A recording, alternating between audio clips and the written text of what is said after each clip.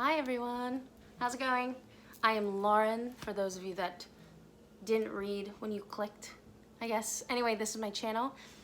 Thank you for tuning in, and again, thank you for the support. I've seen already the people I've met through the booktube community, as well as my friends and family for hanging in there with me. So today, we are going to be discussing the 2020 Reading Rush Challenge. A slew of booktubers are doing it.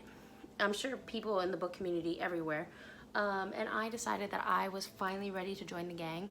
I wasn't sure because, I'm probably gonna start a new job soon, and of course that takes up time. My cousin is getting married that weekend. What up, Cameron? In Hershey, Pennsylvania, so I'll be away, maybe in theory, just like Sunday to Monday. So it might not impede too much, but still. I was kind of giving myself excuses because obviously it's a bit of a commitment, but whatever. I can do it. I'm gonna read something anyway that week. It might as well have a theme. So I'm really excited. I think it's gonna be awesome. And if you are interested, the readingrush.com is the website. You can sign up. You can see, a breakdown, more of a breakdown of these individual challenges. And maybe you yourself would like to join me and hundreds of thousands of other readers. So let's just get started. So the idea of the Reading Rush, it was started by Ariel and I think Raylene is her name. I always want to say Shailene, but I think I'm thinking of the actress. And the idea is 7 books in 7 days. I know, it's a lot, and each book has to fulfill a certain not quota, like a certain thing. What's the word I'm thinking of? I don't remember. Let's have a sip of wine maybe. That'll help. Did not help, but it was delicious. So yeah, 7 books, 7 days. What's great about this is you can also combine challenges. So if one book fulfills 2 things, that's it, you're good. So I've got a couple of those. I kind of could go anyway, so I'll probably read those first so I can perhaps win the game, if you will. So let's get going. So the Reading Rush 2020, the first book is, find a book that the cover of it, that was the weirdest thing I've ever said. Find a book where the cover is the same color as your birthstone, right? So mine is aquamarine. I was born on March 31st. Glorious day, best day of the year. I'm an Aries, so shout out to everyone there. So the book I chose for this is called The History of Love by Nicole Krauss. So I read this one a long time ago. You can see when I was little, I used to put, well, not little, but younger, I used to put stickers on the spines to indicate that I have read them. I don't remember this thing at all, but I remember being obsessed with it. So I'll be interested to see now that I'm 31, flirty and thriving. The rhyme doesn't really work there, but I'll be interested to see if I still love it. It's about a girl whose mother is, I guess, super duper sad, so she goes to find the author of the book that her mother is translating, and then it's like cross-generational and you kind of all over the world. I'm doing a really bad job of explaining it, but I think it's gonna be great. I know there's love involved, so that's wonderful. So yeah, this is my blue, various shades of aquamarine novel. Okay. The second one is movie to book adaptation, or book to movie, movie to book. I chose The Reader by Bernard Schlink, which is a really fun name to say. I've never seen the movie, so it looks like it's about a 15-year-old boy who gets hurt on the way home from school or falls ill on the way home from school, and a much older woman rescues him and they fall in love. He's 15, she's obviously at least 30. It takes place in post-war Germany, so it sounds like it's going to be just a dish. And it's a little over 200 pages, so it's not too big, so that's not bad. The next one is read a book outside your house.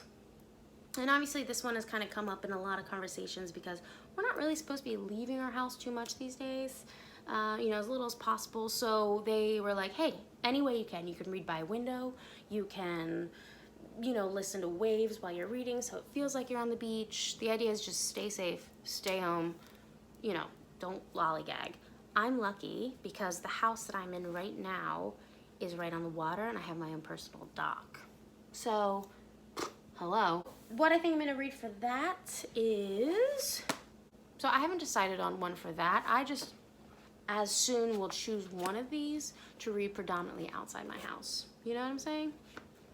And I might cheat a little because my boyfriend and I are in the process of moving, and he has a house in Baltimore. So maybe I'll just kind of pretend that's outside the house because it's not the house where all my stuff is yet. You know what I'm saying? So yeah, so one of these books will be committed to that. I wanted to choose like a cute summary, like little book, but I don't have one. Yeah. So we'll see what I do. Least read genre. Actually, I couldn't decide which to choose. So I did choose classics. So To Kill a Mockingbird by Harper Lee, the classic of all classics. Again, I'm pretty sure I had to read this in high school, I think.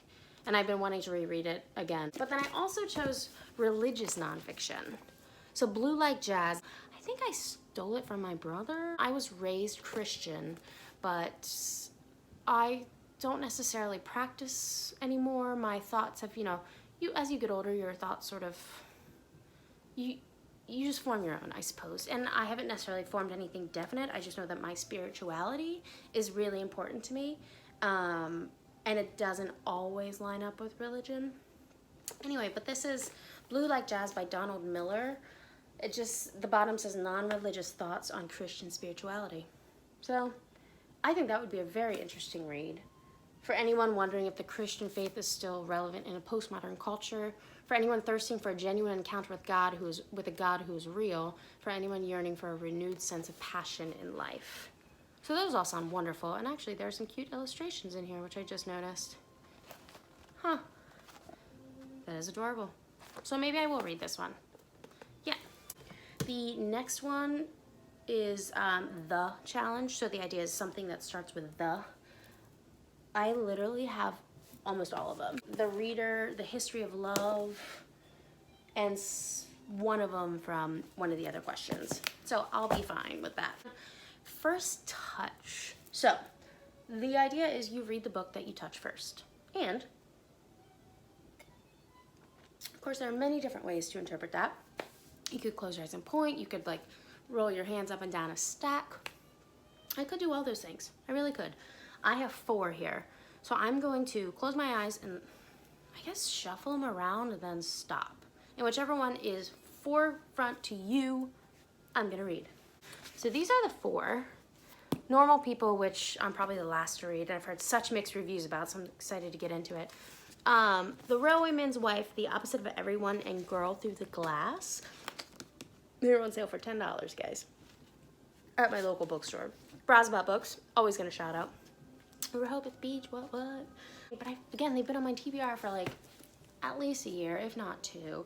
I'm getting tired of looking at them. So we are going to just sort of, and I'm just gonna kind of, problem is some of them are textured, so I kind of know what's what.